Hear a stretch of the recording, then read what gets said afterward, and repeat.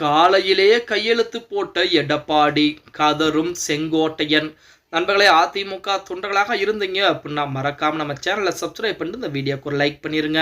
அனைத்து இந்திய அண்ணா திராவிட முன்னேற்ற கழகத்தை பொறுத்த வரைக்கும் நம்ம அனைவருக்கும் தெரியும், செங்கோட்டையனுக்கும் எடப்பாடி பழனிசாமிக்கு இருக்கக்கூடிய பிரச்சனைகள். அதாவது செங்கோட்டையன் அதிமுக ஒன்றிணைய வேண்டும் என சொல்கிறார். ஏன் இந்த பிரச்சனையை இதற்கு முன்னதாக பேசியிருக்கலாமே, ஒரு 4-5 மாதங்களுக்கு முன்னதாக பேசியிருக்கலாம். சசிகலாவும் ஓபிஎஸும் அந்த குரல்கள் கொடுக்கக்கூடிய அந்த நேரத்திலே பேசியிருக்கலாம்.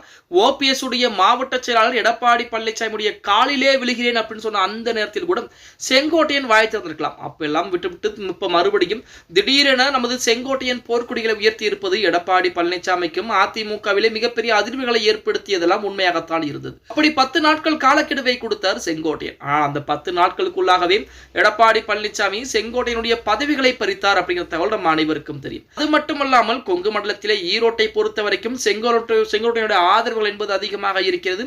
அந்த ஆதரவுகளை பூரா அதிமுகவின் திசை பக்கம் திசை திருப்பதற்கு எடப்பாடி பழனிசாமி அனைத்து விதமான வேலைப்பாடுகளையும் பார்த்து விட்டாராம். இப்ப செங்கோட்டையன் தனிமையிலே இருக்க போகிறார். சரி, இப்ப செங்கோட்டையனுடைய பதவிகளை மட்டும்தான் எடப்பாடி பறித்தாரே தவிர அவரை அடிப்படை உறுப்பினர் பொறுப்பில் இருந்து இதுவரைக்கும் நீக்கியது கிடையாது.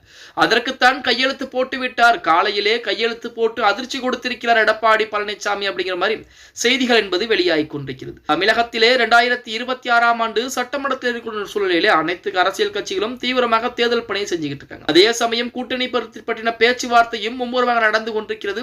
பாஜகவுடன் கூட்டணி வைத்துள்ள அதிமுக பல்வேறு சிக்கல்களை தொடர்ந்து சந்தித்துக் கொண்டிருக்கிறது. பாஜகவுடன் எடப்பாடி பழனிசாமி கூட்டணி வைத்திருப்பதால் அதிமுக கட்சி நிர்வாகிகள் பலரும் அதிருப்தியில் இருப்பதாகத்தான் செய்திகள் என்பது வெளிவந்து கொண்டிருக்கிறது. அதன் வெளிப்பாடாக சமீபத்தில் செங்கோட்டையன் பிரிந்து சென்றவர்களை மீண்டும் ஒன்றிணைக்க எடப்பாடிக்கு கெடு விதித்திருந்தார். ஆனால் அதற்கு அடுத்த நாளே செங்கோட்டையனை கட்சியிலிருந்து அதிரடியாக நீக்க, அதாவது கட்சி பொறுப்பிலிருந்து நீக்க உத்தரவிட்டிருந்தார். இதனைத் தொடர்ந்து செங்கோட்டையன், ஓபிஎஸ் மற்றும் டிடிவி தினகரன் ஆகிய அனைவருமே ஒன்று சேருவதாக தகவல் என்பது வெளியாகி இருக்கிறது. இந்த நிலையில் டிடிவி தினகரன் மற்றும் ஓபிஎஸ்க்கு ஆதரவாக செயல்பட்டால் அதிமுகவிலிருந்து உடனே நீக்குவது எடப்பாடி பழனிசாமியுடைய வழக்கம். இதனிடையே செங்கோட்டையனுடன் பேசி வருவதாக ஓபிஎஸ் கூறியிருக்கிறார். இந்த நிலையில் சில பேரை கைக்கூலியாக வைத்துக் கொண்டு ஆட்டம் போடுகிறார் நமது செங்கோட்டையன். கைக்கூலிகள் யார் என்று அடையாளம் கண்டுவிட்டோம், அதற்கு விரைவில் முடிவு கட்டப்படும் என எடப்பாடி பழனிசாமி சூழலித்திருக்கிறார். இதனால் செங்கோட்டையன் அதிமுகவிலிருந்து நீக்கப்பட போகிறார் அப்படிங்கிற செய்திகள் என்பது வெளியாகி கொண்டிருக்கிறது. அதாவது நான் தினமும் செங்கோட்டையனுடன் பேசிக் கொண்டுதான் இருக்கிறேன் அப்படிங்கிற தகவலை ஓபிஎஸ் பொதுவெளியிலே செய்தியாளர் சந்திப்பிலே சொல்லியிருக்கிறார். அப்ப செங்கோட்டையன் அவர்கள் ஓபிஎஸ்ஸிடம்